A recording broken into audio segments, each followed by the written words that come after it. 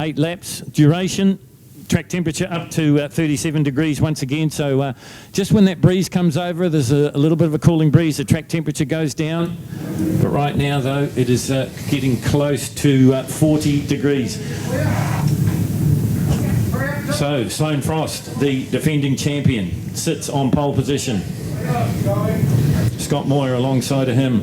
Red lights are going on. When the lights go out, we'll go racing. Here we go. First race of the day. Great start from Sloane Cox. Good start too from Livio Zamperi. But it's Scott Moir that will lead them down into turn 1 by the look of it, as they head along the long front straight here at Hampton Downs and up into turn 2. It's a Suzuki running 1, 2 and 3 at the moment. Good start too from Dan Meetham, heading down into the Foster's turn now. That's what you expected, Brad? Yeah, absolutely. Great start. Scotty Moir out to fly at the moment. He leads them into turn 2, and Daniel Meetham goes up the inside of Sloane Frost. So it's Suzuki 1, 2 and 3 with Daniel Meetham now inside of Sloane Frost for second place. Al Hugenbotham looks like he's up into 4th place as well, as we look them flying into the awesome international bit. Into swampy curves they go, and Scotty Moir, that's exactly the start he needed, the points leader.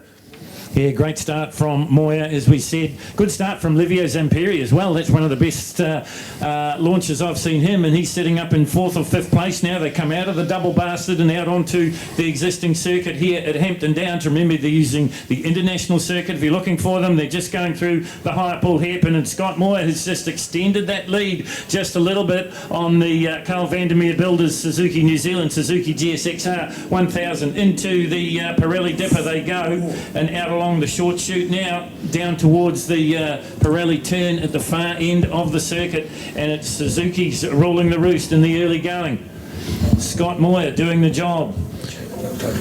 Yeah, looked like a change for second place, but not quite, didn't quite pull it off. Sloane Frost all over the back of Daniel Meetham as they head up the hill and out the front of the start line. It is going to be Scott Moir as they cross the line. Daniel Meetham, Sloane Frost, and then Livio Zamperi with Al Hugi back to 5th place now. Look at James Hugenbotham. He got a good start on the underground brown GSXR Suzuki as well, as we catch the update. Jake Lewis, he got a good start as well. 7th place back in 8th place there for Damon Rees. Not the start he wanted. Connor London in 9th. Tony Rees up into 10th place as we see them start lap 2 of 8, and they're heading down the awesome big back straight here and into turn 2, the Foster's construction right-hander. Yeah, just looked like somebody just run a little bit wide there. It might have been Sloane Frost. We'll get that confirmed for you when they come a little bit closer, but certainly no doubt about the race leader, Scotty Moir. He's the points leader in the Superbikes, and he's taken this one by the scruff of the neck. So race 1 of the New Zealand Superbike Road Racing Championship, round 3 here at the Motorfest, and it's a Suzuki benefit at the moment. Suzuki's Scott Moir, Suzuki's Daniel Meetham. Absolutely brilliant scenes as they head out of the double bastard, and there's nothing between. You throw a blanket over the top 5, and definitely a Suzuki 1, 2 and 3 as we see the white Fujitsu New Zealand bike of Sloane Frost still in second place, trying to catch the update.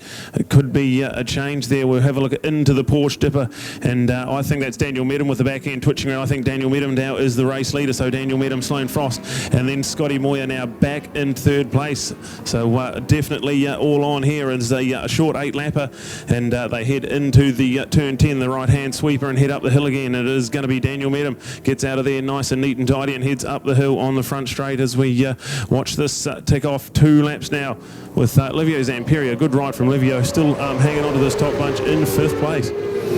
Well, we said, didn't we, that one of those Suzukis drifted a little bit wide, and that might have been Scott Moir. That's why he's dropped back to 3rd place. But we also said earlier on in the commentary that Dan Meetham hadn't really lived up to his previous potential, but he's doing more than that now at the moment. So he is the new race leader, the boy from Gleneden. Seems to have been around for ever and ever and ever, but got started very, very early, way back in his early teens on the Suzuki Coleman Suzuki GSXR 1000. He leads it. Sloane Frost in 2nd, Scott Moir back in 3rd.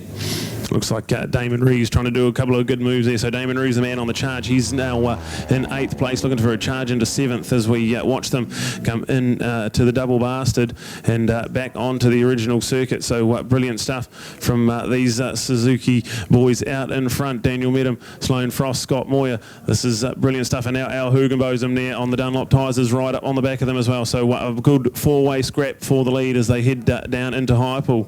And the front 2 certainly knocking on the door of the lap record, all into the 135s at the moment. So the pressure is on. 5 of them have got a distinct break as they head down into the Pirelli Dipper. We've got someone down at Highpool trying to catch an update there, and he's up. He's trying to get the bike started, so can't quite catch the rider. But there is someone down at Highpool and up, and he's okay. So we'll carry on racing with the front guys as they head out of turn 10 and up the hill. Brilliant stuff from this top three trying to break away. The Suzuki show. Here we go. It is Daniel Medham, and then look at Scotty Moyer trying to do a move on Sloan Frost, but not quite close enough. They head into Pirelli turn 1, and it is going to be Daniel Medham. This is the better stuff from Daniel Medham. We haven't seen this Daniel Medham so far. Good to see him out there in front of the Coleman's K Road Suzuki. Good news is the rider that came down in Highpool up and going again. He'll be coming up the hill very shortly, just brushing the dust off, I would think. Fantastic racing. We've come to expect it here in Superbikes. And Dan Medham spent the New Zealand off-season up in the Northern Hemisphere. Unfortunately broke his leg up there, and that curtailed his European campaign. But he is back to his very best. It's taken a little while. We said, didn't we, Brad, that he looked a little bit off sorts in the Suzuki Series, but obviously he's come good here at a track that he rates as one of his favourites. Yeah. Daniel Medham leads it. Sloan Frost in second place. Then it's Moy. Then we go back to Christchurch's Alistair Hugenbotham on the Blue Crew Yamaha these days, putting up a pretty good account of himself as well. Into Highpool, and definitely Daniel Medham loves this track. There are a lot of late braking opportunities, some good passing manoeuvres, some good little slipstream opportunities. So one of the greatest tracks is for the riders to come to, and we don't mind it either up here in the commentary box as we go down. Is that Sloan Frost? I think that's the white one. Sloan Frost, it's gone down. Just tried to drive round the outside of Medham through the Pirelli dipper there, and he's walking off disconsolately from the bike. It looks certainly like the Fujitsu, the white Fujitsu Suzuki. Officials quickly will move that machine because it's right on the curbing as they come out of the dipper. So one of the top runners is gone. We're picking it is Sloan Frost. It is. Yeah, horror stuff from Sloan, just like pushing the front end a little bit into the Porsche dip. It's quite a bumpy corner, and trying to do a little move around the outside, and just got off the clean line. Sloan Frost out of this one, so that's not what his championship needed. He'd got up into second on the points, I think, so not what he wanted at all. Well, they close up a little bit, the top three. Still Medham in the front, working their way through turn number 2 and up into Swampy's curves, down through Kev's Carousel, and then we'll catch a good look at them at the Double Bastard, so named by Tony Quinn. We're sorry if we're swearing, folks, but that's what he wants the track to be known as, and he's the boss, so that's what it's known as. Side by side does Scotty Moyer and Daniel Medham go into the Double B, and we'll have to catch an update to see. I think that might be Scotty Moyer now taking the lead. To see the black helmet there, so I think just having a look on my screen, looks to be the number 5 of Scotty Moyer snuck up into the lead of this one.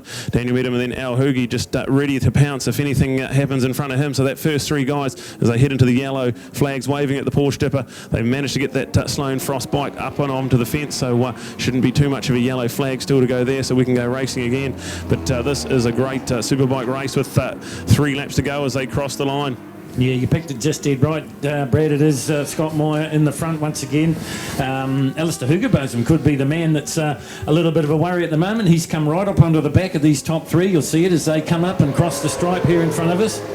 There is Moyer, there is Medham, and there is Hugenbotham. So there's absolutely nothing in it. Zamperi doing a fantastic job through there as well to bring up that top 5 group that have sort of got away from the rest of this field just a little wee bit. Behind them it's Connor London, another one performing well. Jake Lewis doing a good job. Damon Rees is next, and then it's James Hugenbotham, and then the veteran of the field, Tony Rees, just rounding out the top 10 or 12. Here we go, watch them into the Foster's construction right-hander. That's turn 2. Then they flick it left and head into another second gear left-hander up and towards through Kev's Carousel and up into Swampy Curves. Brilliant stuff from this top 3 guys. They've just sort of managed to break free of 4th place, but still all action as the front 3. We can't take our eyes off the battle. 3 laps to go, just an 8-lap sprint race, and already 5 of them gone, 3 to go. And look at that advantage the top 3 have got already, Phil. Yeah, and Scott Moyer just maybe pushing out a little bit of an advantage there as they come down into the Highpool hairpin. He looked to be going just a little bit quicker through the new section, through the international section of the circuit, and he's maybe squeaked out a couple of bike lengths as they head down into the dipper once again. Yeah, there it is, Scotty Moyer in front of Daniel Medham and Al Hoogie there in third place. Go back, Livio Zamperi going through there in fourth with a great ride from Connor London. Definitely the ride of the series for him so far. So a fifth place for Connor London in there as well. Jake Lewis, he's didn't qualify well, but he's running in sixth place as well. That's great stuff from him as we watch the front three guys heading out of turn 10, the sweeper and up the hill. This awesome front straight, and we've got a problem with our race leader. We've got a mechanical of some sort. Scotty Moyer has put the arm up. He's limping across the finish line, so we've got drama here. Our race leader and points leader, more importantly, is limping his CD Vandermeer builders over on the fence there. Yeah, it looks like it's run out of power. Well, you just can't afford to have a DNF so close as the racing, and with a limited series, only 5 rounds in the championship. You mentioned it, Brad, he was the points leader coming in. This is going to hurt him because the bike is stopping down in Pirelli turn number 1. Now he'll get that right off the racing circuit. So at the moment we've got localised yellows here on the front straight. They'll be pulled in and we'll keep racing. What a terrible time for it to happen. Throwing away 25 valuable points. Daniel Medham though, he'll be rubbing his hands with glee. He goes into the front.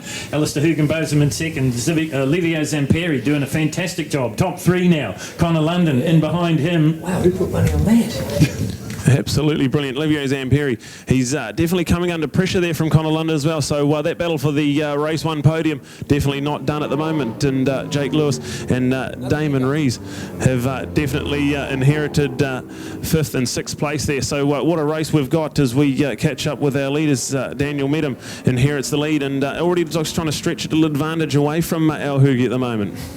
Yeah, I think you're right. Just watching them as they head down into the sweeper at the bottom end of the circuit, the Pirelli sweeper, and head up the hill once again. Still that localised yellow, so obviously the officials have decided that Scotty's bike's probably not where it ought to be. I don't think there's going to be any problem though. Are we reaching for the white flag this time? No, 2, yeah, 1, yeah, white flag out. So last lap. Running to the checkered flag this time is Daniel Medham, Alistair Hugenbotham in second, Livio Zamperi in third. Then we go back to Connor London doing a fantastic job. As good as I've ever seen him race. In fact, London now looks like he's got up ahead of Zamperi, so he's on the podium. And you wouldn't have picked that at the beginning of the morning. Absolutely not. Brilliant stuff from Connor London on the central Vista Light windows. Man out of Taupo in the Kawasaki New Zealand man. He's done a few laps around here. We saw him have glory in the Hamilton Motorcycle Club, the Kawasaki series at this track, and brilliant to see him in the top 3. So that'll do his confidence a world of good. As Daniel Medham looks like he's going to run away with this one. Half a lap to go, and he has a decent enough buffer back to Al Hoogie on the Blue Crew Yamaha in second. Yeah, no, I think you can put it in the book that Daniel's got this one wrapped up. Although, we probably would have said that about Scott Moyer just 1 lap ago, and that's him parked down in turn number 1. So never say never, as they say. Absolutely. We talked about it earlier that Daniel Medham was definitely going to be one of the men to beat here. He got the bike set up nice and neat. And look at this. What a performance. He's heading into the Porsche Dipper now and followed there by Al Hoogie. So Al Hoogie is second place for him. He's been very consistent so far this championship, and he'll grab another podium position. That's Connor London in third place with Livio Zamperi back to fourth. But that's still a great result from Livio.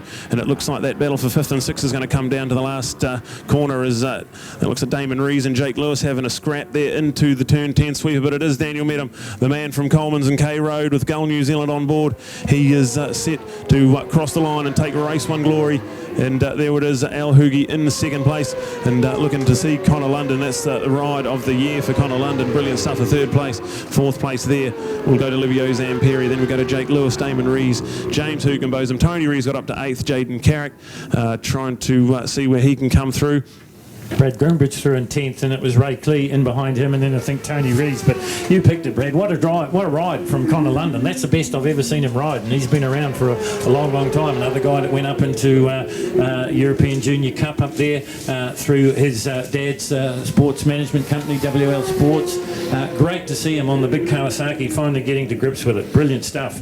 First race of the Superbikes done and dusted here at the Mike Parra Real Estate Motor Fest, folks. We're joined up in commentary here by one of our legends.